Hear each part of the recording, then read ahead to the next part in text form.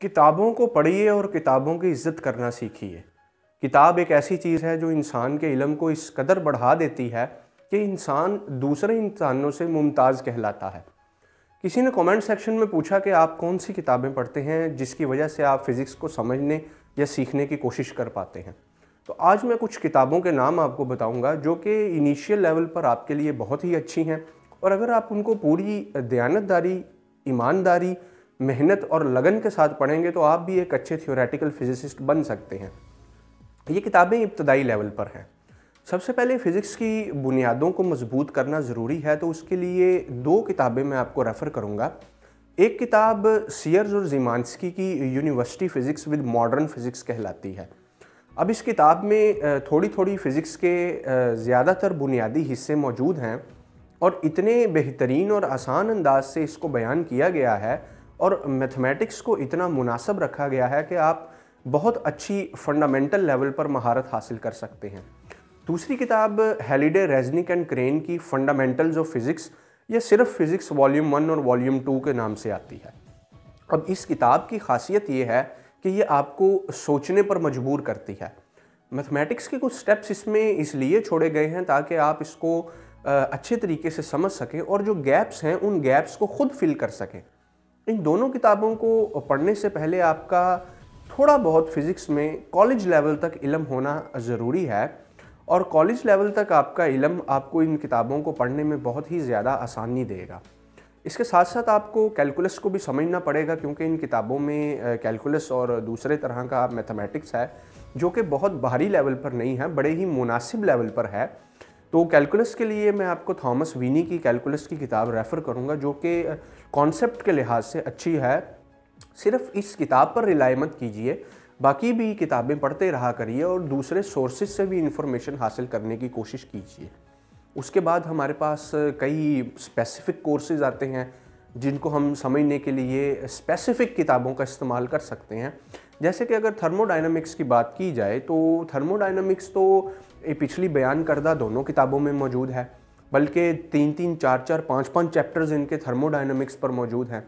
लेकिन उसके अलावा अगर आप ये चाहते हैं कि नहीं, हम अलहदा से थर्मोडायनामिक्स में महारत हासिल करें, तो आप किताब लीजिए heat and thermodynamics by Mark W Zemansky and Richard H डिटमैन।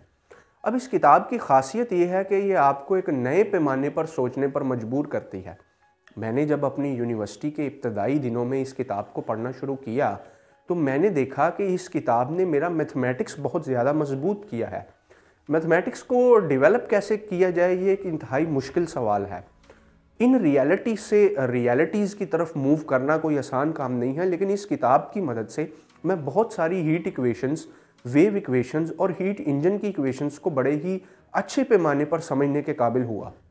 और जो दोस्त इस किताब को पढ़ेंगे उनसे मेरी यही गुजारिश है कि किसी भी स्पेसिफिक किताब को पढ़ने से पहले कोई फंडामेंटल कम से कम एक किताब को मुकम्मल तौर पर ख़त्म किया जाए। या तो आप यूनिवर्सिटी फ़िज़िक्स को मुकम्मल तौर पर ख़त्म करके फिर किसी स्पेसिफिक टॉपिक या फ़िज़िक्स या मैथमेटिक्स की स्पेसिफिक ब्रांच को पकड़ें। उसके अलावा आपको इस किताब को वैसे समझने में काफ़ी मुश्किल पेश आएगी। इसी तरह हमारे पास मॉडर्न फ़िज़िक्स है और वेव्स और ऑसिलेशंस आती हैं। ये वो सारे मज़मून हैं जो मज़मून आपके इन्हीं किताबों में यानी HRK और यूनिवर्सिटी फ़िज़िक्स में कवर हो जाएंगे। लेकिन अगर उसके बावजूद भी आप चाहते हैं कि आप मॉडर्न फ़िज़िक्स को मज़ीद गहरे तरीके से समझने की कोशिश करें, तो मैं modern physics for scientist and engineers by Chris Zafiratos और टाइलर की किताब आपको रेफ़र करूँगा। अब इस किताब की खासियत ये है कि इसके ऑथर जो कि 3 हैं, इन तीनों ऑथर्स की अलग-अलग मज़मून पर PhDs हैं, और वो PhDs मॉडर्न फ़िज़िक्स की ही सब ब्रांचेज़ या सब डिवीज़न हैं, जिसकी वजह से इस किताब को इतना बेहतरीन तरीके से लिखा गया है कि आप इसको पढ़ने के बाद बहुत ही तनकीदी और बहुत ही गहरी सोच को डेवलप कर लेते हैं।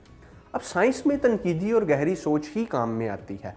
अब इसी तरह अगर आप चाहते हैं कि आप इलेक्ट्रॉनिक्स को समझना चाहें, बेशक वो बेसिक हो या एडवांस हो, तो आप इलेक्ट्रॉनिक्स बाय बैरन ग्रोब की इलेक्ट्रॉनिक्स की किताब ख़रीद सकते हैं। अब जो मैं किताबें आपको बता रहा हूँ वो उसका मकसद हरगिज़ ये नहीं है कि आप उसमें से सेलेक्टिव टॉपिक्स पढ़ें या उसमें से आप अपने शौक़ के लिए कुछ टॉपिक्स पढ़ दें और बाकी किताब को स्किप कर दें। नहीं, इल्म का रास्ता हमेशा से मुश्किल रहा है और इस दुनिया में या इस कायनात में जाहिलों की तादाद ज़्यादा है और पढ़े लिखे से मुराद हरगिज़ डिग्री होल्डर नहीं है।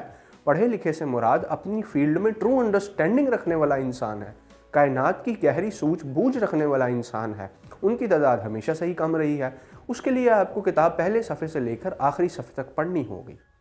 अब याद रखिए कि किसी किताब को पढ़ने से पहले उसके कुछ प्री रिक्विजिट्स या उसकी कुछ रिक्वायरमेंट्स होती हैं। उन रिक्वायरमेंट्स का मतलब ये है कि इस किताब को पढ़ने से पहले आपको किन चीज़ों का इल्म होना लाजमी है, और अगर उन चीज़ों का इल्म आपको नहीं होता तो किताब आपके लिए बेकार है। क्वांटम फिज़िक्स की बात की जाए तो आप applied quantum mechanics by AFJ Levy की किताब पढ़ सकते हैं, या इंट्रोडक्टरी क्वांटम मैकेनिक्स लिबॉफ की किताब जो कि MIT के प्रोफेसर थे, उनकी किताब भी पढ़ी जा सकती है। अगर आपका इससे भी दिल नहीं भरता तो आप principle of quantum mechanics by professor doctor Paul Dirac जो कि नोबल लॉरिएट थे, उनकी किताब पढ़ सकते हैं, या फिर introduction to the quantum mechanics by David J Griffiths भी पढ़ सकते हैं। डेविड जे ग्रिफिथ से ही आगे चलें तो इलेक्ट्रोडायनामिक्स की किताब introduction to the electrodynamics David J Griffith की ही किताब है, जो कि इलेक्ट्रोडायनामिक्स के मजमून में एक बहुत ही मुमताज़ और बेहतरीन किताब है।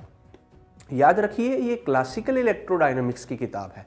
क्वांटम इलेक्ट्रोडायनामिक्स के लिए आपको रिचर्ड फाइनमैन का सहारा लेना पड़ेगा, और दूसरे क्वांटम फील्ड थ्योरी के जो माहिरीन हैं जैसे कि पेस्किन और श्रोइडर है, या प्रोफेसर मिचियो काकू है, या और लोग हैं, उनकी क्वांटम या ब्राउन की क्वांटम फील्ड थ्योरी की किताब है, उन किताबों का आपको सहारा लेना पड़ेगा।